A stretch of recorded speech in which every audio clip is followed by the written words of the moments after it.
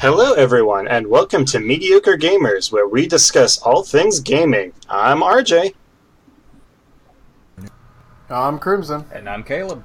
and we've had an exciting week this week with the release of Destiny 2 and the Halloween weekend.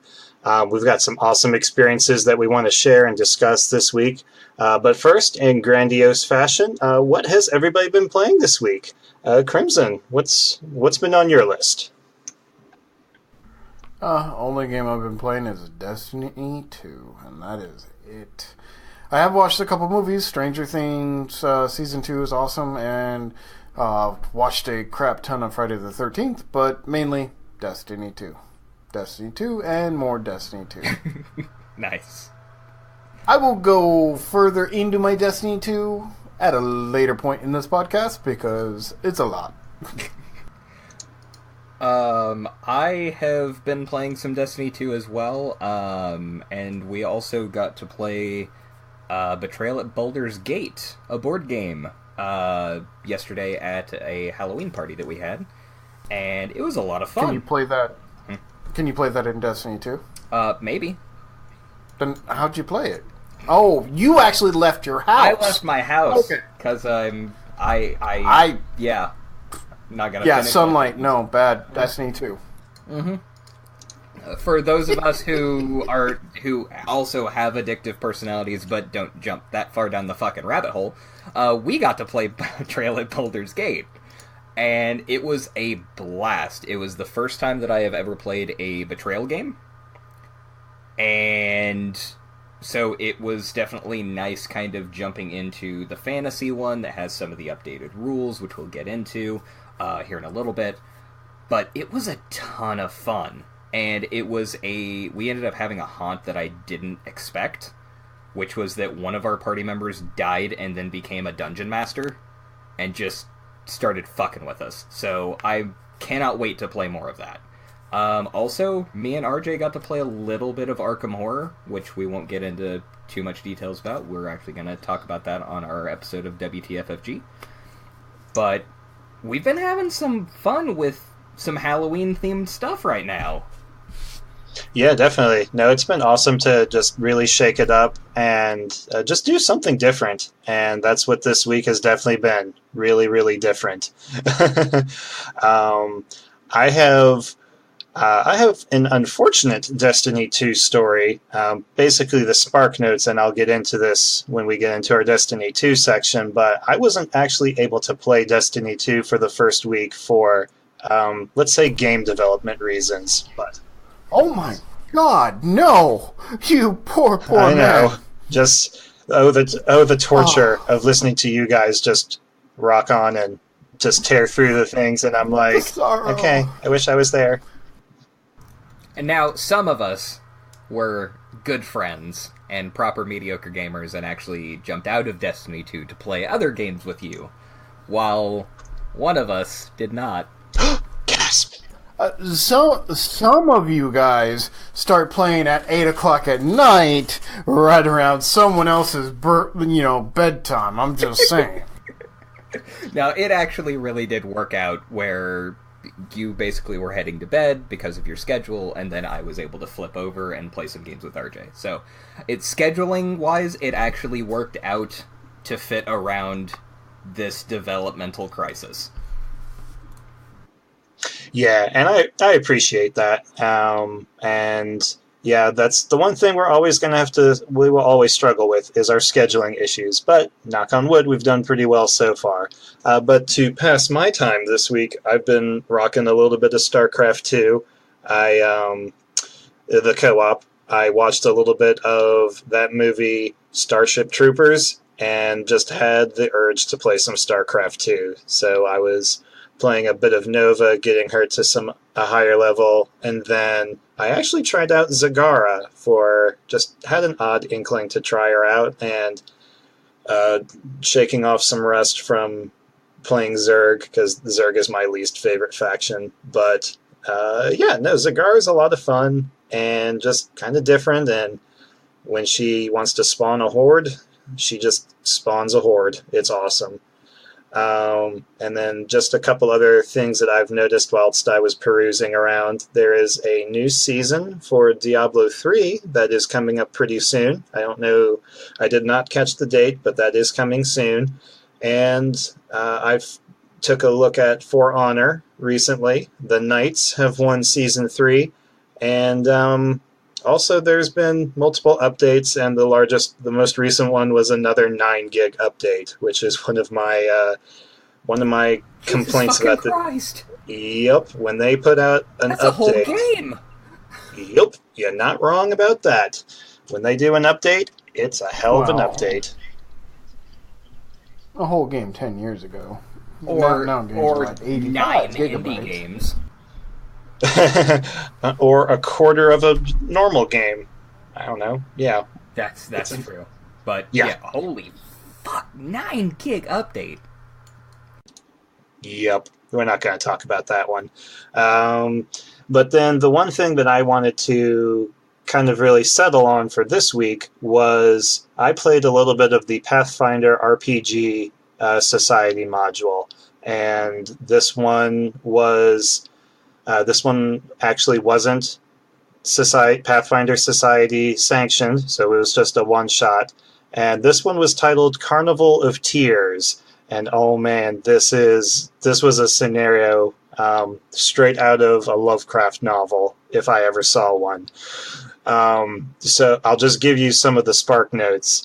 We didn't finish it, but we're at a good stopping point. But what happened was the party rolls up on a carnival, and they have games to play, strongman games, archery contests. There's mead and drinks to be had and all sorts of merriment. And throughout the whole thing, you're just enjoying yourself at the carnival. Cotton candy, caramel apples, and all this stuff. And our party had I was a gnome fighter, a little short and stout. We had a gnome, I believe it was a bard. I apologize if I don't get all the characters right. We had a half-elf cleric, and we had a human fighter, and we had a brawler, and we had a half-orc barbarian. So we had a decent variety of a team, and we're just enjoying ourselves at the carnival. And then suddenly we're pulled away from the carnival, and they warn us, some manner of spirit warns us that something is amiss, and there's possessions, and nothing is as it seems. Here, take this vial and drink from it. So we naturally drink from this magical potion. We wander back to the carnival, and it is a scene straight out of a nightmare. Literally, everything is an illusion, and everything is turned on its head. There's monsters that are tearing at people, and every single experience that we went through while we were enjoying ourselves at the carnival, we have to relive. But now on a horror and terrifying flip side. It's the developers did a really good job with this scenario and this module, so I'm having a lot of fun just getting the crap scared out of me. And I want to give mad props to Bill Loescher, we did an interview with a couple weeks ago. He was our dungeon master for this game, and mad props to Bill. I now see why he is the captain, and he has done a really good job with Society and really knows how to run a damn good game. So thank you, Bill. Thank you so much for this experience. So I don't want to give away too many spoilers in case people are interested and haven't played this. But yeah, this was an awesome scenario. So I will leave the story there. And Lovecraftian Pathfinder just sounds fucking awesome, I'm not gonna lie. Oh yeah, man, there was... Okay, so I mentioned the strongman game, the one where you take the hammer, ring the bell, and try to see how high it goes up on the thing. You know what I'm talking about? Yeah. Uh-huh. Yeah. It's sort of like that, except when you come back, it's not a bell that you're ringing.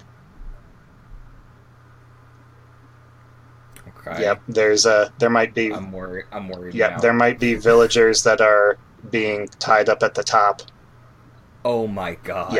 Yeah, it's quite terrifying. It's fucking horrifying. Yep. So I will leave it at that. So that was an awesome Halloween scenario. So, anywho, that sounds awesome. But speaking of Halloween, we actually, at least Caleb and I, went to a Halloween party this weekend that we alluded to earlier. Mm-hmm. So Caleb, why don't you talk a little bit about that, since you were more involved in that than I was?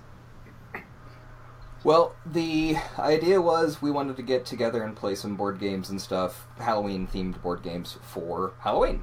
And so me and my parents decided to get together and plan a Halloween party, and my mom, being the awesome, eccentric person that she is, decided to spend hundreds of dollars in decorations and candy and snacks and all sorts of stuff, and we rented out a room and decorated it to hell and back, pun intended. And it was a blast. We dressed up for it. We unfortunately only got to scare the crap out of 2 people, but it was hilarious because they got the crap scared out of them like 4 times. And it was totally worth it. It was a blast. Unfortunately, we didn't have a ton of time because we played Zombie Dice, a big round table of it, because that game can play basically unlimited number of people. And then we played Betrayal at Baldur's Gate at one table and Betrayal at House on the Hill at another table. So that was kind of nice. We had both versions going at 2 separate tables. We then had a couple more people who showed up. And so we kind of just worked them in as we could. And we ended up doing Betrayal at Baldur's Gate with 6 people instead of 5. Which did not really change the game much at all, which was nice that we were able to kind of fudge the rules just enough to get more people in, and it was a fucking blast. It was a much needed break from everything else. It was a nice change of pace that we just got to sit down with our friends and some strangers who were great, eat some cupcakes, eat some candy, drink some terrible soda and tea and all sorts of stuff, and just play some games. Now, it was also your first time playing Betrayal at Baldur's Gate, but not your first time playing a Betrayal game, right? Yes, I have played a couple games of Betrayal at the House on the Hill a couple times before. I was by no means able to sit down and run the whole game by itself, and I would like to give mad props to Andy, who did just that for our Betrayal at Baldur's Gate. He took it upon himself, skimmed over the rules, figured out what was different, and pretty much led the whole table in the adventure. So thank you, Andy. That was awesome. He honestly did an amazing job, and I actually have to give even more props to him because he was actually one of our party members, and the defector was one of the people who had never played before and was completely unfamiliar with the game. So what he actually did was he dropped out to basically be a co-defector so that he could help that person and explain the rules and explain how things worked. And so we kind of had a duo of defectors, and then both of my parents actually subbed into his place, and we had a duo working as one adventurer. So it was actually super cool. Yeah, and it was, I really like Betrayal at Baldur's Gate. They've done a few things that are kind of polished up the rules from the first game. And one of them was the changes to the haunt rule. And in the haunt rule in the first one, I actually don't remember what it was in the first one, but in the second one, as the haunt dial ticks up, you roll that many. You roll that many dice for each haunt that has been, or omen that has been drawn, and then you now just have to roll above a 6 instead of whatever the rule was before. So that changed. It's actually the opposite. You roll 6 dice and you have to beat the number of omens in play. Okay, excuse me. I apparently somebody called bullshit on me, and I'm just going to go over here and actually pull up the document that I'm supposed to have up in front of me. So on that note, pass it off. It looks like a fun game. I mean, it really does. It really is, and it was actually really cool because in Betrayal at House on the Hill, you're exploring a house on the hill. You're exploring a mansion. And in Baldur's Gate, you have the street tiles, you have building tiles, and you've got catacomb tiles. So it feels like you're exploring a wider space. More diversity. Yeah, and just to give a little bit more background information to our listeners who may not have actually played either of these games in the past, the way that this one works, it's a co-op game where you are exploring either a house for Betrayal on the House of the Hill or the town at Baldur's Gate. And as you reveal room tiles, you can encounter events, you can encounter items, or you can encounter an omen. And if the omen conditions are met, and air quotes, the haunt is activated, then depending on the omen that you draw and the room that that it happened in, that determines a set condition for the scenario. So you could potentially have many different combinations of haunts. And what you have is a separate book that the betrayer has and the rest of the party has. And the betrayer at that point is made known, and then they have suddenly a new set of rules that they are trying to do. And the rest of the party is still trying to survive and outwit who the betrayer is, and that's their goal, to win the game. So it plays very differently pretty much every single time that you play the game.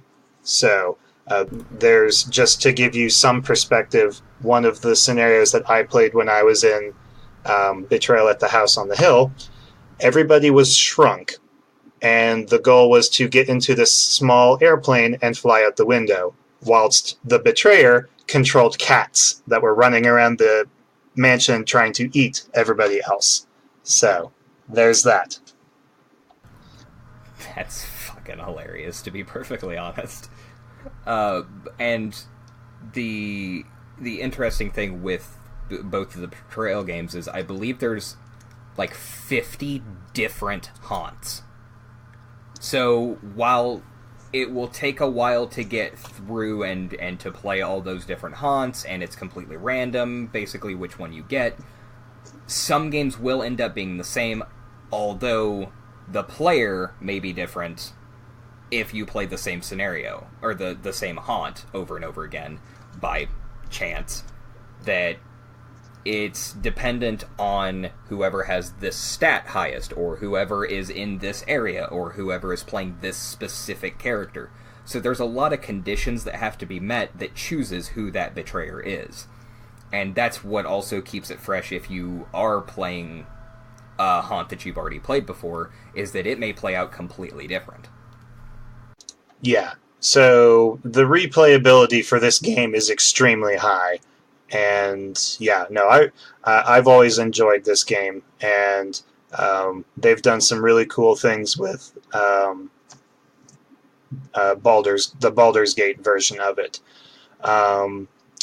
We had a very fun scenario that ended up, it was fun, and it was definitely very interesting. The haunt was called Forever Mead, and the idea was everybody had drank a potion when the haunt was activated, and this potion was actually slowly killing us.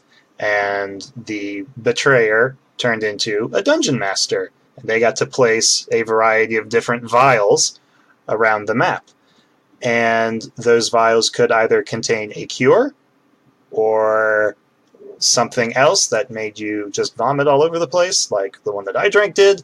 Or it could just be poison that outright kills you. So, yeah, it was interesting. And slowly, as the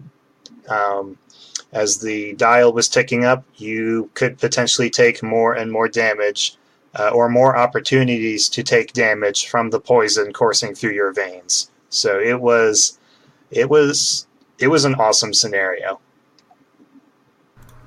Yeah, and it was great because, again, Andy ended up helping to co-betray us. But this one was actually, I liked because our betrayer was not actually a traitor. What happens is they died from the potion. So our party member was dead, and then that player just assumes the role of a DM and gets to fuck with us.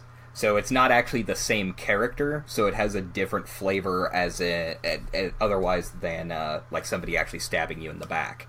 So there's quite a bit of story diversity, and again, I haven't played House on the Hill, so I'm not sure if there was that kind of flavor to it, where you always have somebody who stabs everybody in the back, or if it's more of an outside source. But this one was a blast, and it was so fucking intense.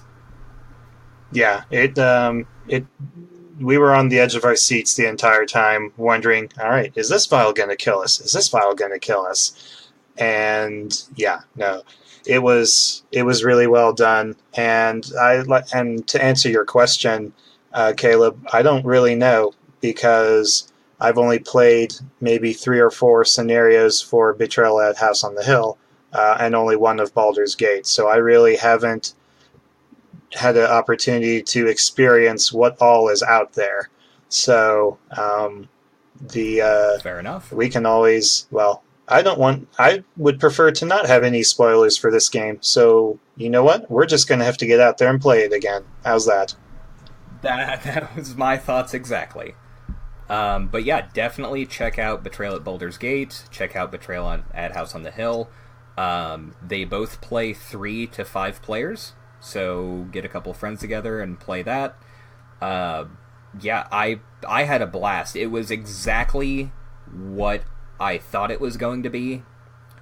And I've had so many friends hype up Betrayal at House on the Hill, and I was worried that it was going to kind of fall short. I was like, it's actually, it takes forever, it's boring, nothing really happens. No, I mean, it was intense start to finish. Andy, again, shout out to him for doing a great job as a co-DM for it, because he was trying to manipulate us and trying to goad us into drinking the potions, and he never changed. Whether he knew if it was poison, the ipecac, or the cure, his attitude never changed. So you never knew. Yeah. And one of the other things that really made the game so intense that I don't recall from the first one was some of the events that happened affected certain people based off of the tile that they were on. So one of the changes with Baldur's Gate is there's a catacombs, which is your basement. There is, instead of a second floor, there is buildings, and then there are streets. So you're either inside or you're outside. And some of the events were like thunderstorm, where if you were outside, you had to run to get into the nearest building, and depending on how many tiles you had to move, you took that much damage from being struck by electricity. Or if you were in the catacombs, there was an unfortunate flash flood, and you got swept away downstream. So I don't remember too many things like that happening event-wise from Betrayal in the House on the Hill. So that's one of the cool things that was changed with Baldur's Gate. So that added a lot of flavor to it. And the cool thing was... I liked that a lot. Yeah. And I think the other awesome experience with this game was everybody was kind of role-playing and just so at ease and having a great time, which is exactly what this game is best at. Just sitting back, having fun, role-playing, making everybody laugh. It was awesome. Definitely. I cannot wait to play more of this game and more Arkham Horror, more tabletop games. When we break ourselves away from Destiny 2, of course. Speaking of Destiny 2, Crimson? Is he awake, or is he just playing? Yeah! Is he just playing Destiny 2 in the here. background? Did he leave us? No, I'm here. I'm just going to let you guys do your beginning thoughts on Destiny 2, and then I will get into the more technical aspects. Nice. Okay, well, I'm going to get my negative Nancy hogwash out of the way first. Yeah. You get yours out of the way. I'll get my both positive and negative out of the way, and then we can start the splooge fest that is Andrew gushing over this fucking Okay, game. I'll be quick, I promise. Okay, so, Spark Notes. What happened and why I couldn't play Destiny 2 during the first week? There was a very specific issue with the development of this game where AMD Phenon 2 processors do not have this special extension, SSES3, which is some sort of graphics extension. Now, this was not a problem during the beta, so naturally I'm like, hey, my computer can run this. I'm all in, because I love this game. And then the release happens, and it crashes. I restart, and it crashes again. And then it crashes again. And I'm like, well, this is irritating. Let's go look online, see what's going on. And I find this. My exact processor cannot run the game because of this stupid extension. And let me tell you, the forums were exploding with people that were angry about this. I mean, just armchair general until the cows come home. It was bad. But knowing that I was able to play this in the beta, that kind of made me have some hope that, hopefully they're not going to be dumb and alienate an entire group of people because of their processor. So I gave it some time, and they gave us a patch that removed that requirement for this extension. So I have successfully loaded in. It is playable, but I'm just officially a week behind. So I will catch up on the hype train. Yes, and I do want to point out the thing about the beta. That was something that rubbed me the wrong way as well. The game was perfectly playable. I was running 60 frames per second almost constantly in the beta in every section of it. It would dip a little bit, but I was like, hey, both of my computers can play it, even my old desktop. And I know RJ had the same experience. Hey, my computer plays this great. And then on release, it didn't. And I had an unfortunate issue of, on my laptop, that I can't play in full screen. And that is another known issue. I don't know if it got fixed because there hasn't been any patch notes for this update today. But we do know that SSES3 extension has been removed. So hopefully they also fix the full screen mode on laptops as well. But I did not feel like this was a malicious thing. And that was big. Because we've had so many gaming companies lately fucking over their player base, being cockbites all the time, all day, every day. But this time it felt like this was a just drastic oversight. And I'm glad that they were able to fix it. I agree with that too. I think it was just a oversight. And I am definitely glad that the community was all over him about it. Not because it was malicious, but because the more people that dogpile on them, good or bad, is going to get it fixed faster. And unfortunately, it was a week, but it's better a week than 3 months when the first, expansion pack comes out. So I am definitely happy with their response to it. It is nice that, it is, the networking side is ran by Blizzard, so we do have their credibility to kind of back some things up as well. Because I know that push comes to shove, that Blizzard's going to be on Activision and Bungie about it. Because it's their reputation on the line now, too. But, yeah. I'm just glad RJ's finally in. Oh man, so am I. So I'm going to jump into the story mode and get cranking on this because I'm itching to play with you guys. And then actually, Caleb, one of the cool things that you, and actually both of you shared with me, was that there's a co-op campaign. Yeah, the whole game. Basically the entire game can be played with friends, except for the first two, tutorial levels, which are, it's 15 minutes to get through them. And then there's like a little bit of storyline that you have to get through before you get to the social hub. Once you get to that, then you can pair up with people and basically do everything. All the storyline missions, all the open world content, public stuff, PvP, the strikes, which are basically dungeons, raids, basically everything. And so that was what sold me. I did not know that it had a co-op campaign. I was like, it's just going to be strikes, and then we'll play in PvP, I guess, sometimes. But the fact that you can go anywhere on any of the worlds with your buddies, sold. And me and Crimson actually got to do a good bit of that, didn't we? Oh yeah, definitely. And so, okay, let's get into the nitty gritty here. Should I give my negative stuff first and then let you rant? Okay, go for it. Okay, go for it. I have some issues and some great stuff to say. First thing, they do have loot boxes. They're not actually important, but it is microtransactions.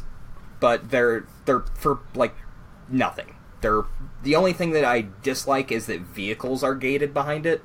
Except for I think you get one when you complete the campaign, right? Yeah, you get a free one when you complete the campaign. Okay. It's just not going to be legendary, exotic. Gotcha. You know, but it's still just something. fine. If you enjoyed, it's a shitty. If you like the speeder bike, yeah. Yeah, if you like the speed of the bikes that you can find in the world, it's the same speed as those. Okay, well that's good. But the loot box system would just kind of was like, whatever. The thing that actually irritated me the most was the gated content. We actually were having discussions on this because there is no explanation of anything in this game. It doesn't say, hey, strikes unlock at level 14, or PvP unlocks at this level, or you get your subclass at this level, or nothing. Nothing. There's no tooltips, there's no descriptions, no nothing. So me and Crimson were talking over this past week going, when do we get to do strikes? Is it at level 20? And I'm like, surely it can't be level 20 because, like, you would think that you would be able to do strikes to level. Well, it kinda.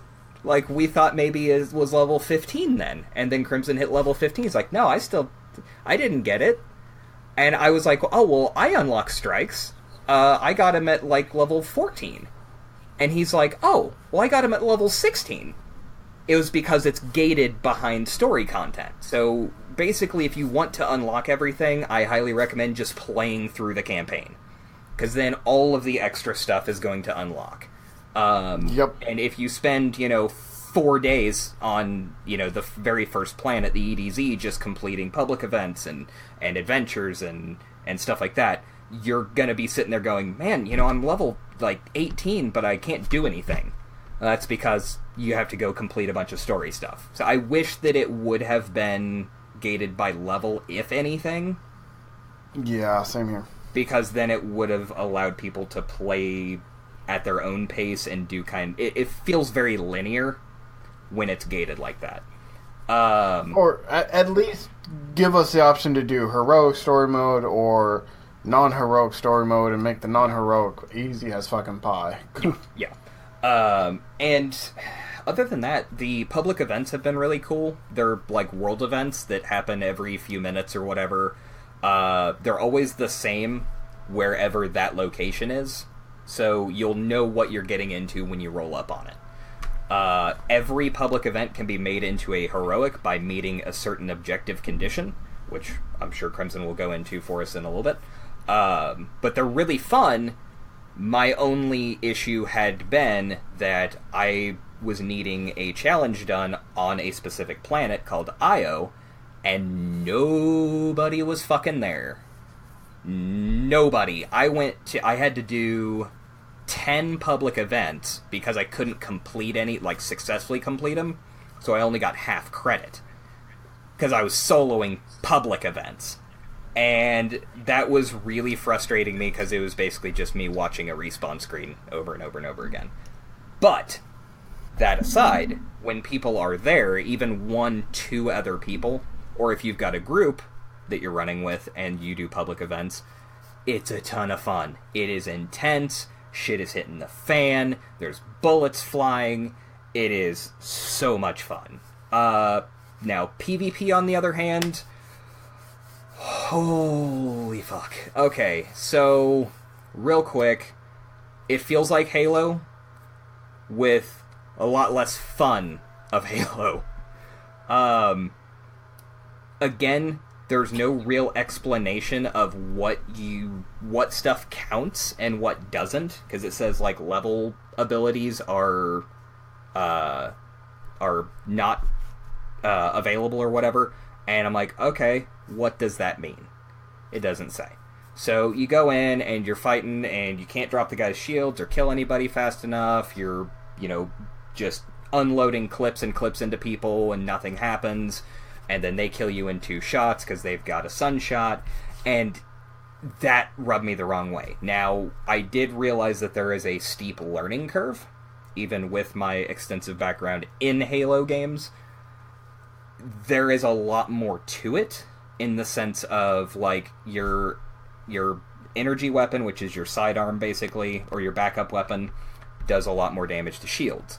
Your kinetic weapon, which is generally your primary weapon, does more damage to fleshy targets. So you're kind of swapping back and forth.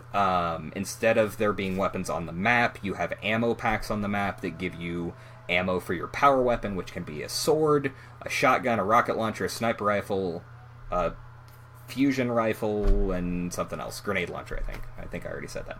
Anyway, those are pretty cool. You still have your supers that you can use, and generally it's very fun. There's a couple of really fun game types that me and Crimson got to play that we just had a blast with.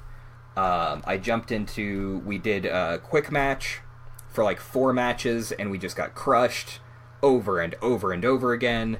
I ended up flipping to competitive for a quest, and I just wrecked people. It was like somebody flipped on the old Switch from my old Halo days, and I was pulling out all the tricks from back in the day, and it was just murder, murder, murder, murder, murder. And it was a lot of fun. But it doesn't last. It really is dependent on your team. So, again, just like Overwatch, just like Halo, just like Call of Duty, just like every shooter game that is team-based, your communication, your teamwork, sticking together matters. And if you get in with a group of people who are not sticking together, you're gonna have a real bad time. Now, Crimson, what were your experiences? Well, let me expand on yours a little bit here into what I dislike. There are things I do dislike. The very first one is the fucking chat. Fuck you. I forgot Bungie. about that. Yeah, there's no general chat, which normally would be fine, except you need help from people in this game.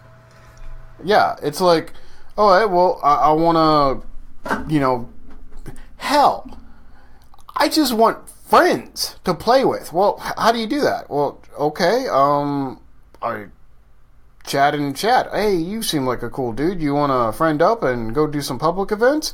Oh, I can't fucking do that. Yeah. Because there's no fucking chat. You know how I've added people to friends in Destiny? I've added 2, I think, so far. Me and you played strikes with them, and they weren't shitbags. That was it. Pretty much. That was it. I'm like, oh, in the summary screen after we complete it, I click send friend request. And I'm like, I don't know who you are. You may have been literally just screaming and cussing at us the whole fucking time. We don't know. You can't communicate. Exactly. Supposedly you can communicate with voice, but I've never heard anybody use it yet. And I think that is... I've tried to use it. You have something that pops up when me and you are in a fire team, and it says, voice chat disabled due to user's strict NAT setting. And it only pops up on yours. Yeah, so it's like, okay, so I can't use voice, Yep. I can't do any of this, I can't fucking talk to anybody. I mean, it really fucking sucks. Yeah. And supposedly... To the point where it's... In strikes, they are... and everybody's just like, oh, everybody's just like, well, go get friends. Fuck you. How? I shouldn't have to have friends to play the game. Yes. Now I'm waiting for my friends to get off work. And now with like the strikes and stuff, and in PvP, you should be able to talk with your team, which you can. Like, you can type to your team in PvP, and you can type to your fire team, which is like your actual party, in PvP and in strikes. The problem is that so much shit is going on, you don't have time to stop and type. That should have been an open world thing. Yeah, I'm gonna lift my hand off the trigger. No. Yeah. It's just no. There should have been a zone chat. Like, hey, when I'm on Earth in the EDZ, I can talk to the people who are also in the EDZ. If I'm on IO... Or at least, either at least have chat in the farm in the city. Period. Yeah. 2, if you don't want global chat, that's fine. Yeah. Allow us to have chat, just local people around me. So when I'm doing a public mission and they're not turning it into a heroic, I could be like, hey, dude, you guys need to attack this thing so we can turn it into a heroic. But I can't communicate that other than teabagging the freaking thing, which at that point they just look at me and then go kill the boss. Yep, that sounds about right. Yeah, it's rough because you just go and start teabagging shit or shooting something, or use the point emote, which will just get you killed because it takes forever and you're getting shot. There's no real way to communicate to the other players, and even if there was like when you enter into a public event, that it automatically threw you into public event chat, I don't know. Anything would have been better. Yeah, or at least like automatically group us into a fire team or something. Anything. Just anything. And speaking of that, why don't you also rant about the Nightfall strikes? Because that is extremely relevant to the not being able to talk to people. Yeah, so like Nightfall is like the super hard elite. It's pretty much like a heroic strike. And it's a weekly thing. Well, I think you could do them more than once a week, but you get the milestone once a week or something like that. Something I really want to do. It's high level. I'm there. It requires 260. I'm at 270 right now. 240. There's no fucking matchmaking. Requires 240. 240. Oh, okay, 240. Yeah, there's no fucking matchmaking. So I click on it and I go into this fucking heroic dungeon solo. Now, people say you can do it solo, and I'm sure I could do it solo if I had 4 hours to do it. But I'm like, I don't want to do it solo. I want you to group me with other people because you won't let me fucking talk to other people. Pieces of shit. If you're not going to let me talk to people, at least force people to play with me. Yes. Don't make me go Cartman. And actually, another point to discuss about our trouble with PvP was the fucking matchmaking. It takes so long to actually get paired with players in PvP that their matchmaking really needs some work, both for the Nightfall stuff and for their PvP, because it is... Yeah, or at least they need to make it an option that I can turn it on and say, I would like public members to join my Nightfall. Make it that way if I don't want public, if I want to solo it, or if I just want to do it with, me and you, or whatever, that's fine. But allow me, once I'm in the Nightfall, to go open to public. And then random people could join. Yeah, interesting. Well, I mean, the game has just been released for PC, and there's different implementations for console. I don't know if they have voice chat capabilities or not, but I know I feel these things are coming down the pipeline. They just wanted to get the the bare bones minimum for just to get the game up and running, and then add some of these things later, because they've done that with Endless Space 2. I mean, I was part of I participated in the beta, and I got to see the evolution of the game from literally a skeleton to where it is today, and it's come leaps and bounds. So I don't expect this to be any different. So yeah, and we're definitely not knocking the game, because the game has been an absolute blast. It's just a minor inconvenience that we would definitely like to see. Yeah, it's a minor inconvenience, which to us is a major inconvenience. Yeah, it's just quality of life stuff that needs to be improved. Definitely. Now, beyond that, the game is super solid. So, here's just some tips for new players. You're going to go through 1 to 20, 20's max level, pretty quickly. Just do the storyline, you'll probably end up at 15, 16. Do a couple public events, you're at 20. At that point is when the real game starts. And how, the game, how progression really works is once you hit 20, you're going to start finding blue, rare items, green items, and you can actually infuse those items, if they're stronger, to your current item, which will make that item stronger and get rid of the old item. And that is how you're going to slowly climb to about 265. And at that point, blues stop increasing their level. So then you're stuck on purples and exotics, which is fine. I mean, it's actually a pretty good system for progression. I quite enjoy it. It does have the adverse effect that, honestly, the fastest way and the most efficient way is to create a character, get it to 20, move your gear over to that character, and then do all the once per character events that give you tons of, legendaries, and because they'll spawn at your level, disenchant them, make your stuff better, create a new character, move all your stuff over to that character, and rinse and repeat until you get to, max level. If you want to min-max. Yeah, and that is if you... Doesn't sound fun. No, that is if you have the biggest boner for this game, humanly possible, maybe inhumanly possible, to where you have to have the absolute highest gear score, and you've got to be the most elite of the elite. If that is fun for you, which some people like that. Oh yeah, I could definitely list a few people that do that. I'm not gonna tell people not to do that, but you're gonna be fine and completely viable not constantly remaking your character and swapping gear over. No.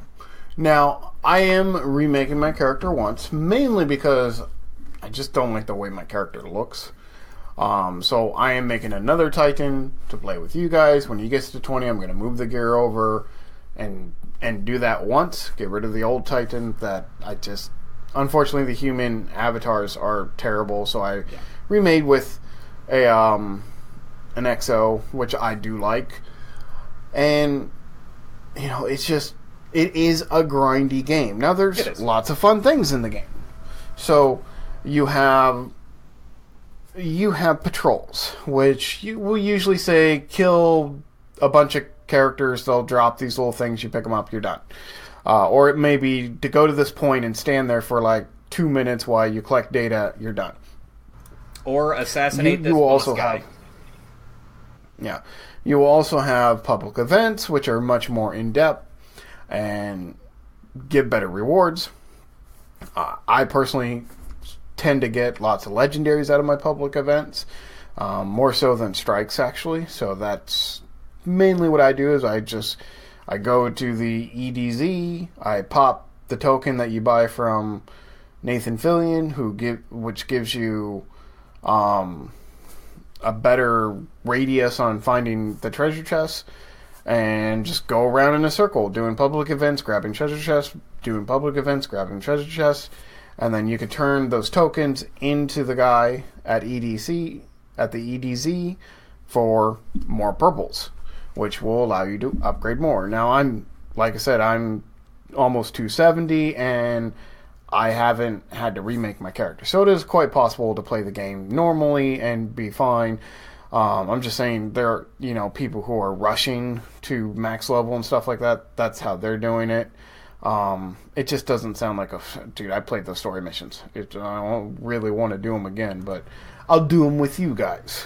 Yeah, and that's completely a viable reason of just not liking your character and wanting to remake as a different race, because that is actually a thing that kind of irritated me. I think I got to like level 8 as my human hunter, and I'm like, no, I can't do it. I fucking hate him. He looks awful. So I also remade mine as an XO, and that is one complaint that I have. Another complaint that I have is that there's absolutely no way to change how your character looks whatsoever once they're created. So you can't change their hair color, their hairstyle. Something that they definitely need to add into the game. And when they do, if they do, it will be in a fucking loot box, unfortunately. Now they're. I'm just gonna keep going with my huge list because I still have tons of shit to go through. Yes. Another thing that is very interesting is if you do remake your character at level 8, well, it's not technically level 8, but around 8 when you do the mission and around 14 when you do the mission, they give you a choice of one of 3 exotics. The exotics are the super uber item in the games. They change your characters in fundamental ways. They're extremely powerful. You can only have one exotic weapon and one exotic armor piece. That's it. You can't have 3 pieces of armor that are all exotic because they change your character so much. But they have a collection manager in the game. So once you get an exotic, you can craft that exotic again. So when you do play through the story mode, you'll get 2 exotics just from those 2 quests. You probably will scrap them because they're low level, but now they're unlocked in your collection. Well, if you remake your character, just choose different exotics next time. If you remake your character 3 times, you get access to all 3 exotics. That is kind of interesting, but not very necessary because you might find those exotics normally. Like, I think for me, when it comes to the gun choice at like 14, I already have the Sunshot because that's the one I chose, and I have the Risk Taker because I found it. So, when I make this, when I work through this second character, I'll choose the third option, and there you go. I don't have to do it again. And the actual really cool thing about that is maybe you don't necessarily remake like your Titan or your Hunter, but you just play through as 3 different classes. Then you can have access to that collection, so once you hit X level or whatever, you can go craft that Sunshot for your Warlock now. And I love that fact. I love the collection aspect of being able to say, hey, I unlocked this one time. I don't have to do it every single playthrough for every single character. I can craft it whenever I want. Oh, I got it at level 8. Well, I out-leveled it. Well, guess what? I'm now level 20. I can craft it as a level 20 version. That was pure genius. Yep. And I enjoy that. All Sounds of that. That sounds very reminiscent of what they did in Borderlands 2, kind of, where you had Claptrap showed you a locker that you could store certain guns in that if you love them and you out-leveled them, or you just found something better, you can stick it in there and one of your other characters could use it. Does it kind of work the same way? Not quite. Because you also have a vault. Okay. Yeah, you actually have a locker or a vault where you can put items in. The collection is like, you have unlocked this item. Now you can go to your collection at any time and now craft it. Oh, okay. Yep.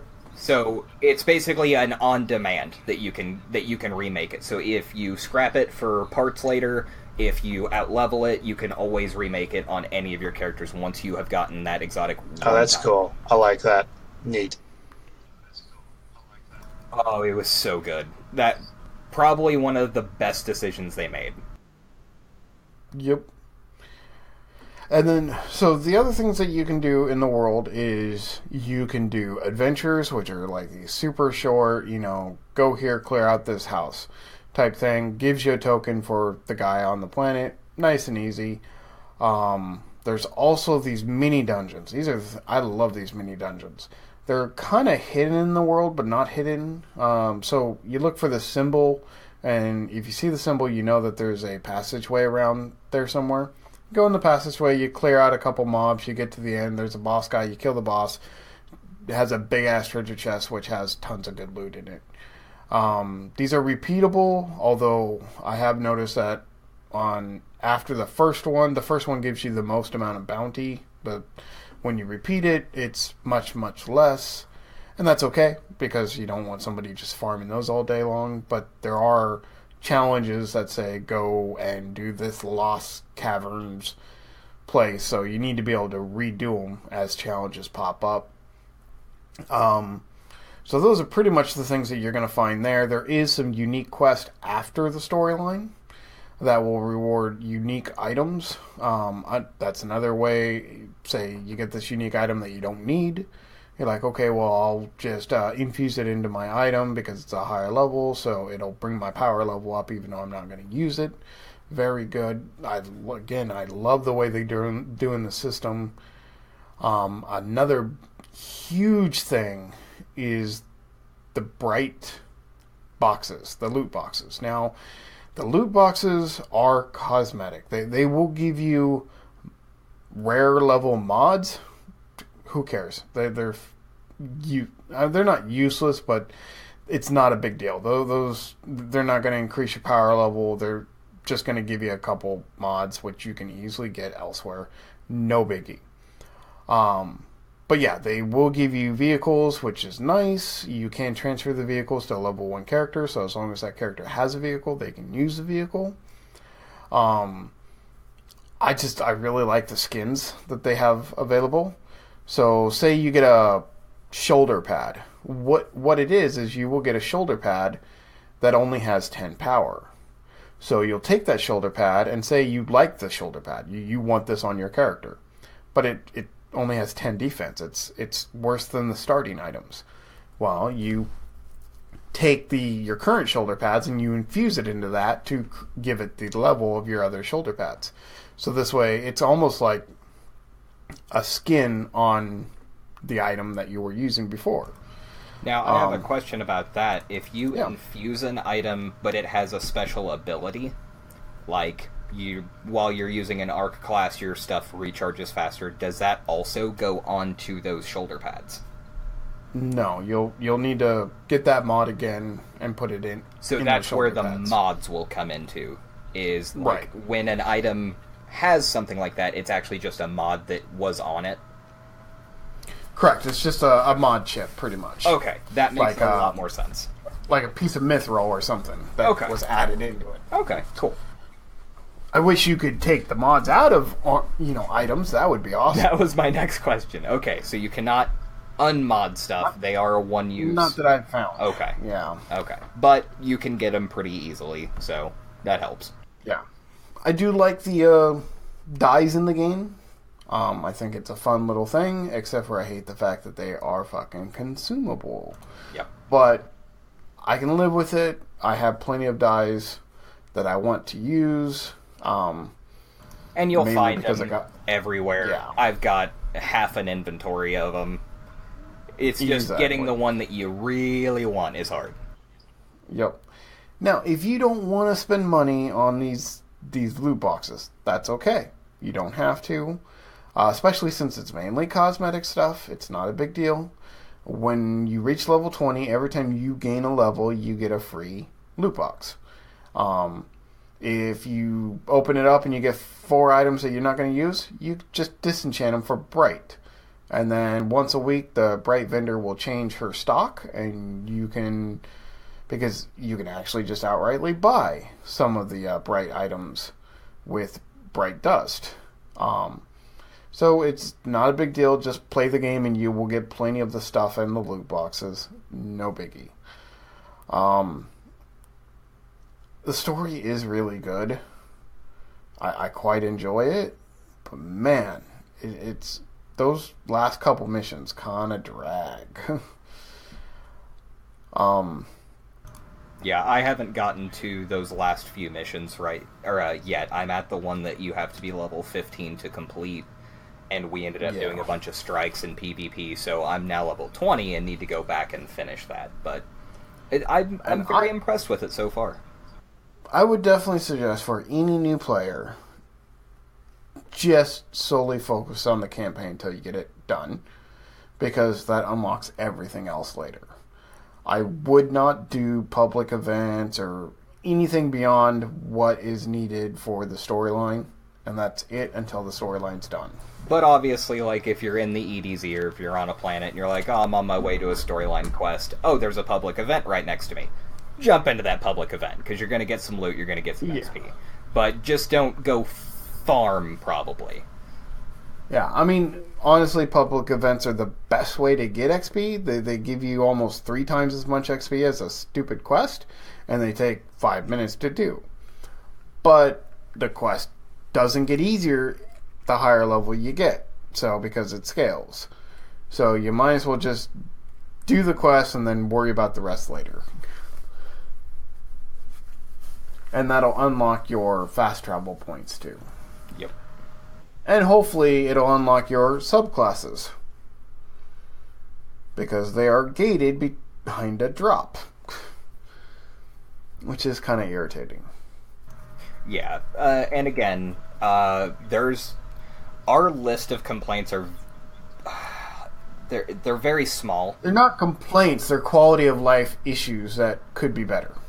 Yes, I mean, they're complaints. They are. They're things that we dislike or don't necessarily enjoy that aspect of, like, the gated content behind storyline. But that aside, they're so minuscule for how good this game is. And I don't want to be I don't want us to be one of those podcasts where we're just gushing over how good this game is. But it actually is really fun. It is definitely worth picking up and checking out. And for any of you listeners who are playing Destiny 2 on the PC, talk to us and come play with us, because there's no fucking social interaction in-game. And that was going to bring me to my next point. I am Crimson at number 1863. Please hit me up and I will play with you. Because I need people! Yep, and I am Kale Enders 1178, but basically we'll give you the Discord information like we always do. Jump in there, talk to us, we'll get you in. Honestly, that's the best thing you can do. Just even when I'm playing, I'm the only one there. I still jump into the Discord, voice chat, and dude, if you want to play Destiny, just jump into the voice chat and be like, "Hey, you want to play some Destiny?" I listen to podcasts or whatever, and I'm like, "Sure, let's do something." Even if it's just me running you through some areas, that's fine. I don't care. It's something better than doing the, solo stuff.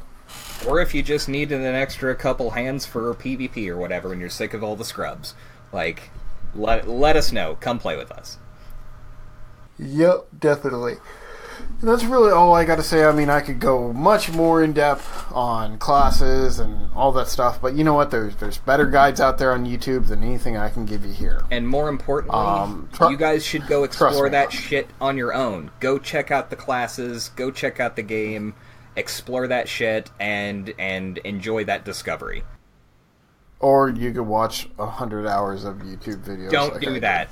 Don't fucking do that. Don't be Crimson.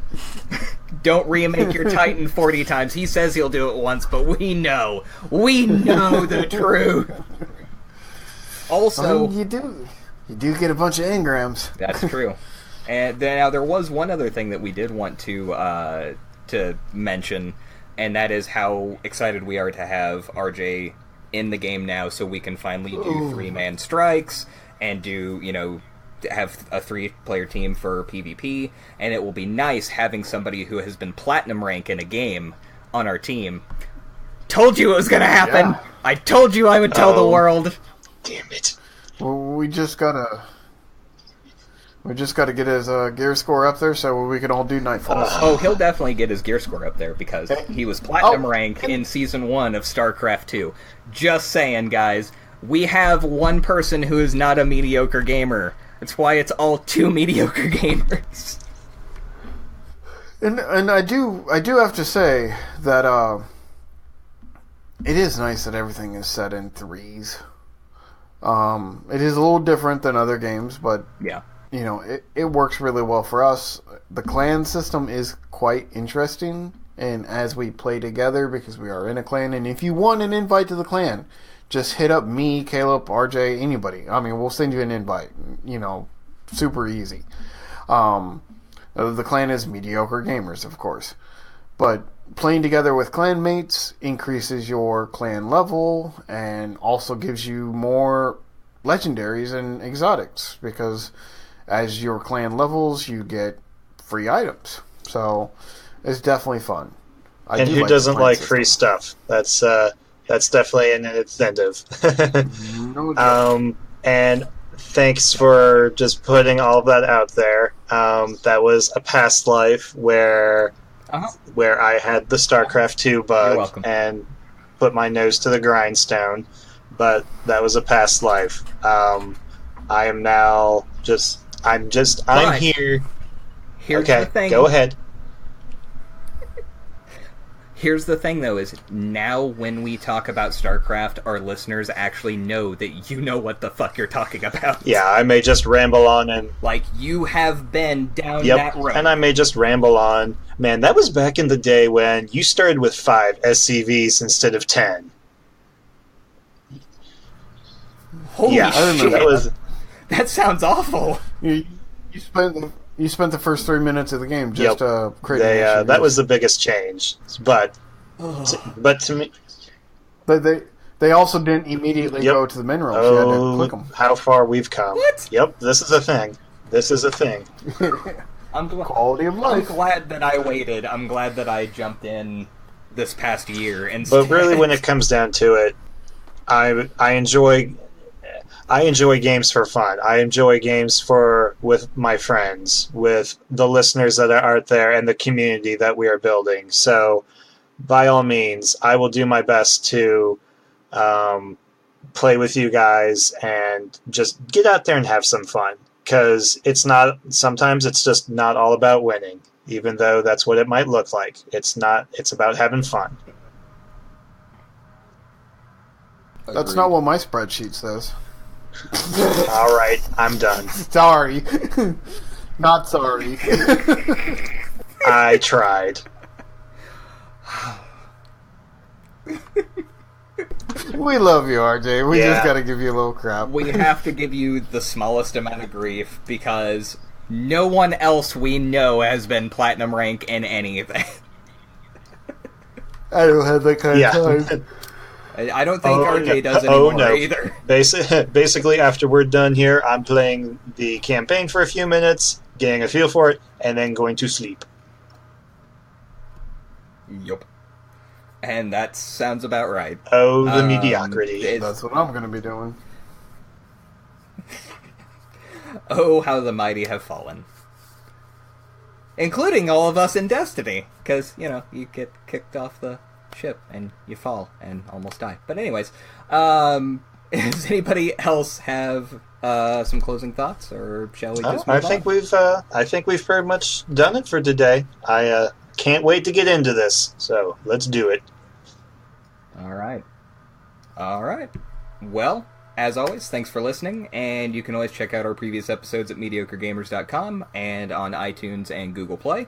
You can keep up to date with us on Facebook and Twitter at 2mediocregamers, and our Discord information is discord.mediocregamers.com. You just accept that invite and give us a shout, and we'll get you in and be playing some games with you guys.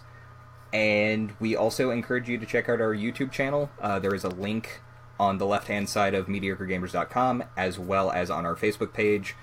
Give us a like, subscribe if you like what you see.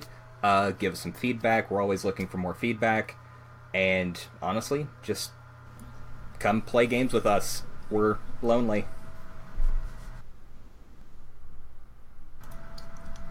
Well, on that note, I'm Caleb.